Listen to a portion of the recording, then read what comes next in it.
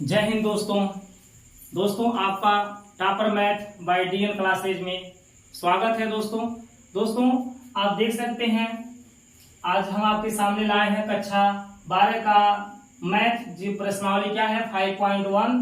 दोस्तों इस चैप्टर का नाम है सांतत्य तथा अवकलनीयता। ठीक है तो दोस्तों हमने इस चैप्टर में आपको 7 क्वेश्चन कंप्लीट करवा दिया है। आज दोस्तों हम क्वेश्चन नंबर 8 की बात करेंगे और क्वेश्चन नंबर 8 को आपको समझाएंगे। ठीक है दोस्तों, और ये क्वेश्चन नंबर 9 है। यदि दोस्तों क्वेश्चन नंबर 8 को बताने के बाद टाइम बचता है तो हम क्वेश्चन नंबर 9 को ही आपको आज ही बता देंगे। ठीक है दोस्तों, तो दोस्तों क्वेश्चन नंबर 8 को देखिए कि f(x) के बराबर क्या दिया है, मॉड x बटे x।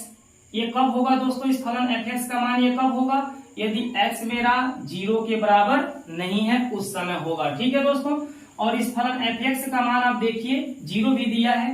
ये कब होगा, यदि x मेरा 0 के बराबर है। ठीक है दोस्तों, तो जब x मेरा 0 के बराबर होगा तो इस फलन f(x) का मान हम क्या लिखेंगे, 0 लिखेंगे। और जब x मेरा 0 के बराबर नहीं होगा उस समय इस फलन का मान हम क्या लिखेंगे, मॉड x बटा x लिखेंगे। ठीक है दोस्तों, तो दोस्तों आइए इस चीज को हम आपको यहाँ हल में समझाते हैं। ठीक है दोस्तों, तो दोस्तों क्वेश्चन नंबर 8 उसका यहाँ क्या है, हल। ठीक है दोस्तों, क्वेश्चन नंबर 8 का यहाँ क्या लिखेंगे, हल। तो दोस्तों क्वेश्चन नंबर 8 में आप देख सकते हैं कि f(x) के बराबर क्या लिखा है। तो दोस्तों f(x) के बराबर यहाँ लिखा है मॉड x बटे x। तो दोस्तों मॉड x बटा x, ये f(x) का मान कब होगा, जब x मेरा 0 के बराबर न हो। तो दोस्तों जब x मेरा 0 के बराबर नहीं है इसका मतलब क्या हो जाता है, इसका अर्थ क्या निकलता है कि x जब 0 के बराबर नहीं है तो आखिर x है तो कैसा है। तो दोस्तों इसका अर्थ 2 निकलता है कि जब x 0 के बराबर नहीं है तो x या तो 0 से छोटा होगा, x या तो 0 से बड़ा होगा। ये 2 बातें निकलती है। जब x मेरा 0 के बराबर नहीं होता है तो दोस्तों उस समय यह 2 बातें आपके पास उत्पन्न होती है। पहली बात क्या होगी कि x जब 0 के बराबर नहीं है तो इसका अर्थ हो गया कि x 0 से छोटा हो सकता है, x मेरा 0 से बड़ा हो सकता है। दोस्तों जब x मेरा 0 से छोटा होगा इसका मतलब क्या होता है कि x के जो मान आएंगे यहाँ पर वो सब माइनस में आएंगे, जैसे -1 -2 -3 ऐसे आगे चलते जाइए। ठीक है दोस्तों, x जब 0 से छोटा है तो इसका मतलब x के मान सब के सब माइनस में आएंगे। ठीक है दोस्तों, और जब x मेरा 0 से बड़ा है इसका मतलब क्या हुआ कि x के जो मान आएगा वो 0 से बड़ा आएगा, यानी कि 0 से बड़ा पॉजिटिव नंबर होते हैं दोस्तों, धनात्मक संख्या होती है। यानी x का मान 1 आएगा, 2 आएगा, 3 आएगा, 4 आएगा, ऐसे दोस्तों आप आगे और भी संख्याएं समझ सकते हैं। ठीक है दोस्तों, तो दोस्तों जब x मेरा 0 के बराबर नहीं है तो वहां 2 बातें उत्पन्न होती है। पहली बात है कि x मेरा 0 से क्या होगा, छोटा होगा, और जब x मेरा 0 से छोटा होगा उस समय x की जो मान निकलेगा वो किस चिन्ह में निकलेगा, माइनस में निकलेगा। ठीक है दोस्तों, तो आइए इस बात को हम समझते हैं। दोस्तों पहली बात हमारी क्या है, x हमारा 0 से छोटा है। ठीक है, पहली बात यही बताएं कि x हमारा 0 से छोटा है। तो दोस्तों जब x मेरा 0 से छोटा है तो x के मान कैसा निकलेगा, माइनस में निकलेगा। तो दोस्तों ये जो मॉड x देख पा रहे हैं, ये मॉड x के मान हम किस चिन्ह में लिखेंगे। दोस्तों ये जो मॉड x होता है ना, ये मॉड x की वैल्यू प्लस x भी होता है और इसी मॉड x की वैल्यू माइनस x भी होता है। इस मॉड x के मान, मॉड x का मान क्या होता है, प्लस x भी होता है और मॉड x का मान माइनस x भी होता है। तो दोस्तों ऐसा क्यों होता है, तो आपको हमने अभी बताया कि मॉड x के मान प्लस x और माइनस x होते हैं। इसका अर्थ हुआ कि x के मान धनात्मक भी होते हैं, x के मान कैसे होते हैं, धनात्मक, जो वहां आपको दिखाए हैं, और इस x के मान ऋणात्मक भी होते हैं। इस x के मान दोस्तों कैसे होते हैं, ऋणात्मक भी। देखिए यहाँ पे आपको ऋणात्मक दिखाई दे रहा है, यानी -1 -2 -3 ऐसे भी x के दोस्तों मान होंगे। तो दोस्तों जब x का मान हम यहाँ ला करके माइनस जैसे रखेंगे, मान लीजिए हम x का मान -1 यहाँ रखें तो माइनस चिन्ह लगाएंगे और इस -1 को x के जगह हम क्या करेंगे, रख देंगे। तो दोस्तों माइनस का माइनस में गुणा होगा तो माइनस माइनस क्या हो जाएगा, +1 हो जाएगा।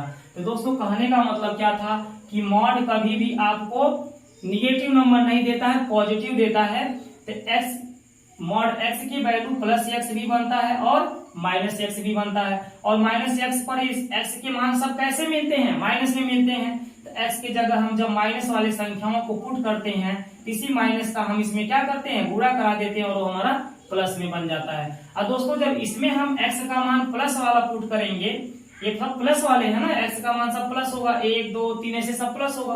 तो इस एक्स की जगह आप 1 पुट करेंगे तो प्लस में रहेगा, जब 2 पुट करेंगे तो भी क्या रहेगा, प्लस में रहेगा। तो दोस्तों इस मान आपको कभी भी माइनस में मान नहीं दे सकता, हमेशा आपको कैसा मान देगा, प्लस में देगा। ठीक है, देखिए यहाँ +1 निकला है। दोस्तों ऐसे इसके स्थान पर हम -1 न लगा करके एक्स का मान क्या रखें, -2 रखें। तो इस माइनस को दोस्तों लिखेंगे और एक्स की जगह क्या लिखेंगे, -2, क्योंकि हम -2 को दिखा रहे हैं। तो दोस्तों माइनस माइनस हमारा क्या हो जाएगा, +2 हो जाएगा। तो देखिए माड एक्स का मान कैसा निकला, प्लस में निकला। यानी माड का मान हमेशा किस में निकलता है, प्लस में। तो दोस्तों जब एक्स मेरा 0 से बड़ा होगा, 0 से छोटा होगा, उस समय माड एक्स के मान क्या होगा। तो यहाँ पे देख लीजिए, जब दोस्तों x हमारा 0 से छोटा होता है तो इस मॉड x का मान -x बन जाता है। ठीक है दोस्तों, और जब यही x हमारा 0 से बड़ा होता है तो ये मॉड x का मान दोस्तों क्या हो जाता है, +x हो जाता है।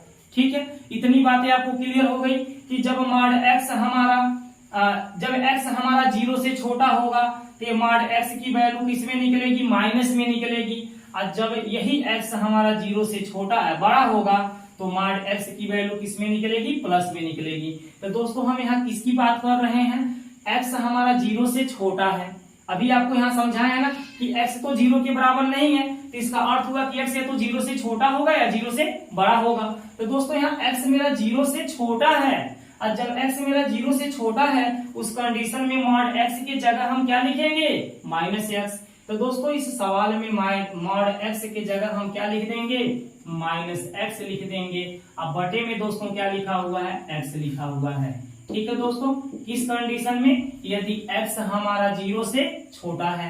तो दोस्तों बताइए, इस x से हम x को एक बार में काट सकते हैं, तो इसका मतलब क्या हो गया, यहाँ तो -1 मिल रहा है। जब x कट जा रहा है तो यहाँ क्या बच रहा है, माइनस बच रहा है और 1 बच रहा है। यानी जब x मेरा 0 से छोटा है तो उस समय हमें क्या मिल रहा है, -1 मिल रहा है। तो दोस्तों इसको मिटा करके हम -1 यहाँ पे लिख दे रहे हैं, क्योंकि इनको सॉल्व करने पे -1 ही आ रहा है। ठीक है दोस्तों, आगे दोस्तों दूसरी क्या बात यहाँ पे उत्पन्न हुई थी कि x मेरा 0 से जब बड़ा होगा, x मेरा जब 0 से बड़ा होगा उस कंडीशन में मॉड x का मान बताइए क्या होगा। तो दोस्तों जब x मेरा 0 से बड़ा होता है तो मॉड x का मान क्या होता है, +x होता है। तो दोस्तों यहाँ हम +x लिखेंगे, यहाँ प्लस चिन्ह लगाइए या ना लगाइए, आपको x लिख दिए तभी ये प्लस में है। ठीक है दोस्तों, तो मॉड x का मान क्या हो गया, +x हो गया। अब बटे में क्या लिखा हुआ है बताइए, x लिखा हुआ है। ये किस कंडीशन में है दोस्तों बताइए, यदि x हमारा क्या है, 0 से बड़ा है, उस कंडीशन में है। तो दोस्तों x से x मेरा एक बार में कट जाएगा, और जब x मेरा एक बार में कट जाएगा तो जब x 0 से बड़ा होगा तो इस फलन का मान हम क्या लेंगे, 1 लेंगे। तो दोस्तों इसको मिटा कर हम यहाँ 1 लिख दे रहे हैं, समझ पा रहे हैं ना, यहाँ पर 1 लिख दे रहे हैं। ठीक है, जब x मेरा 0 से बड़ा है उस समय इस फलन का मान 1 आएगा, और जब x मेरा 0 से छोटा है तो इस फलन का मान -1 आएगा। ठीक है दोस्तों, तो दोस्तों अगली चीज देखिए, इस क्वेश्चन में क्या कहा गया, यदि x मेरा 0 के बराबर है तो इस फलन का मान क्या आएगा, 0 आएगा। तो यहाँ लिख दीजिए कि इस फलन का मान 0 भी आएगा। कब आएगा, यदि x हमारा 0 के बराबर है। ठीक है दोस्तों, तो दोस्तों अभी तक मैंने आपको समझाते हुए इस फलन के सारे मान को हमने यहाँ नोट कर लिया है। ठीक है दोस्तों, तो दोस्तों चलिए हम आगे बढ़ते हैं, आगे इसको समझाते हैं। ठीक है दोस्तों, इसको मिटा देते हैं दोस्तों, आगे देखिए। तो दोस्तों बताइए हम किस बिंदु पर चेक करेंगे सांतत्यता के लिए, तो जिस बिंदु के बराबर दिखाई दे रहा होगा, जिस संख्या के बराबर x दिखाई दे रहा होगा, उसी पर हमें चेक करना है कि हमारा फलन संतत है कि नहीं है। तो दोस्तों यहाँ देखिए x क्या 0 के बराबर है, नहीं है। क्या x इसके बराबर है, नहीं है। क्या x इसके बराबर है, जी x हमारा 0 के बराबर है। तो दोस्तों हम यहाँ लिखेंगे x बराबर 0 पर सांतत्यता की जांच, सांतत्यता की जांच।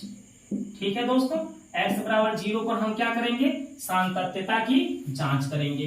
तो दोस्तों x बराबर 0 पर सांतत्यता की जब जांच करेंगे तो x बराबर 0 पर हम फलन का मान खोजेंगे। तो x बराबर 0 पर फलन का मान बताइए, x बराबर 0 पे इस फलन का मान क्या लिया जाएगा, 0 लिया जाएगा। देखिए x बराबर 0 पर क्या मिला है, 0 मिला है, तो इस फलन का मान हमें 0 लिख लेना है। अब दोस्तों x बराबर 0 पर जब चेक कर रहे हैं तो इस x की जगह हमें क्या लिखना है, 0, क्योंकि x की संख्या क्या दी हुई है, 0 के बराबर दी गई है। तो इस x के जगह हम लिख देंगे 0। अब बराबर दोस्तों इधर तो कोई x है ये नहीं है, उसके जगह 0 लिखेंगे, तो इस 0 को हम उतार लेंगे। तो दोस्तों x बराबर 0 पे इस फलन का मान कितना मिला, 0 मिला। अब दोस्तों चलिए हम आपको लेफ्ट हैंड लिमिट को चेक करके दिखाते हैं। तो दोस्तों लेफ्ट हैंड लिमिट में आप लिखेंगे लिमिट x टेंड्स टू, कौन सी संख्या जिस पर आप चेक कर रहे हैं वही संख्या 0 को लिख लेंगे। और लेफ्ट हैंड लिमिट के लिए दोस्तों इस पर क्या लगा देंगे, माइनस, और यहाँ हम लिख लेंगे फलन fx। ठीक है, ये फलन fx आपको लिखना है। अब दोस्तों इसको देखते हुए हम फलन fx का मान निर्धारित करेंगे। तो दोस्तों इस 0 के ऊपर माइनस लगा हुआ है, इसका अर्थ ये हो जाता है कि x इस 0 से क्या है, छोटा है। ये माइनस चिन्ह क्या कहता है कि इस 0 से तुम छोटे हो। ये जो संख्या 0 दिख रही है, ये 0 कहता है कि मेरे ऊपर देखो माइनस लगा है, इसका अर्थ हो गया कि हमसे तुम क्या हो, छोटे हो, यानी x क्या है, इस 0 से छोटा है। तो दोस्तों आगे हम क्या लिखेंगे, लिमिट x टेंड्स टू 0 और उसके ऊपर माइनस। अब बताइए फलन का मान हम क्या लिखेंगे, तो जहां भी 0 से छोटा ये x दिखाई दे रहा होगा, इसका अर्थ ये होगा, माइनस का अर्थ क्या होगा, माइनस का अर्थ ये हो गया कि x मेरा इस 0 से छोटा है। तो देखिए कहाँ x मेरा 0 से छोटा दिखाई दे रहा है। तो दोस्तों आप देखेंगे कि यहाँ x मेरा 0 से छोटा दिखाई दे रहा है, तो इस फलन का मान हम क्या लेंगे, -1 लेंगे। तो दोस्तों इस फलन fx का मान हम क्या ले लेंगे, -1 ले लेंगे। ठीक है दोस्तों। अब दोस्तों इसमें हम लिमिट जब लगाएंगे तो इसमें जहां भी x दिखाई देगा, इसमें जहां भी x दिखाई देगा वहां इस 0 को हम रख देंगे, उसके ऊपर ये माइनस वाले चिन्ह को नहीं लगाएंगे। हम बार बार समझा रहे हैं कि ये ऊपर वाले चिन्ह को नहीं लगाते हैं, खाली इस संख्या को रखते हैं। तो दोस्तों इसमें कहीं x दिखाई दे रहा है क्या, -1 में कहीं x दिखाई दे रहा है, नहीं दिखाई दे रहा है। और जब यहाँ कहीं x दिखाई नहीं दे रहा है तो इस 0 को आप कहाँ रखेंगे, नहीं रख पाएंगे। तो दोस्तों लिमिट लगाने पर भी इसका मान क्या होगा, -1 होगा। जब इसमें हम लिमिट लगाएंगे उस समय भी इसका मान क्या होगा, -1 होगा। क्यों होगा, क्योंकि इसके पास कहीं x दिखाई नहीं दे रहा है। अगर x रहता तो उसके जगह हम 0 को लिख देते, और जब x नहीं है तो उसके जगह हम 0 को नहीं रख पाएंगे। ठीक है दोस्तों। तो लेफ्ट हैंड लिमिट में इसका मान क्या हो जाता है, -1 हो जाता है। ठीक है दोस्तों। अब दोस्तों चलिए हम यहाँ पर आपको राइट हैंड लिमिट समझा देते हैं कि राइट हैंड लिमिट को हम कैसे निकालेंगे। ठीक है दोस्तों। तो यहाँ देख लीजिए राइट हैंड लिमिट। तो दोस्तों आप देख सकते हैं कि x बराबर 0 पे इस फलन का मान 0 आया, और लेफ्ट हैंड लिमिट में इस फलन का मान कितना आ गया, -1 आ गया। अभी दोनों मान देखिए बराबर नहीं आए थे, फलन हमारा समतल नहीं है। लेकिन चलिए राइट हैंड लिमिट को भी निकाल के दिखाते हैं। तो दोस्तों हम लिखेंगे लिमिट x टेंड्स टू 0 और इसके ऊपर कौन सा चिन्ह लगाएंगे, प्लस का। राइट हैंड लिमिट में हमेशा प्लस लगाएंगे और लेफ्ट हैंड लिमिट में इसके ऊपर हमेशा क्या लगाएंगे, माइनस। और दोस्तों यहाँ हमको लिख लेना होगा fx। ठीक है दोस्तों।